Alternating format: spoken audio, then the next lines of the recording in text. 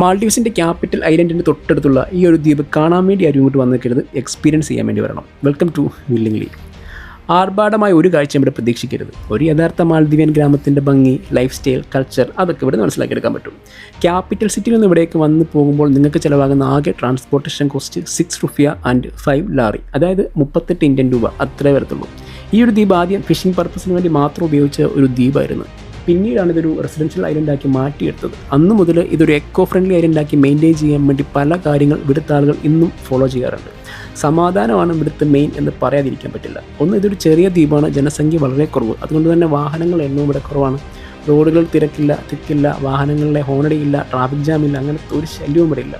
ഈ ഐലൻഡിൻ്റെ നല്ലൊരു ശതമാനം ഏരിയയും നല്ല തണലാണ്. പിന്നെ വെള്ള നിറമുള്ള മണലുള്ള ഒരുപാട് ഫ്രീ സ്പേസ്, ചുരുക്കി പറഞ്ഞാൽ നല്ലൊരു പീസ്ഫുൾ അറ്റ്മോസ്ഫിയർ. തൊട്ടടുത്തുള്ള ദ്വീപിലെ ആളുകൾ പോലും മൈൻഡൊക്കെ റിഫ്രഷാക്കാൻ വരുന്നൊരു ഐലൻഡ് കൂടിയാണ് ഈ വില്ലിംഗ്ലി. വില്ലിംഗ്ലിയുടെ മറ്റൊരു പേരാണ് വിലിമാല. വിലിമാല എന്നറിയപ്പെടുന്ന വില്ലിംഗ്ലിയെ പറ്റി പറയാൻ ഇനിയും ബാക്കിയുണ്ട്.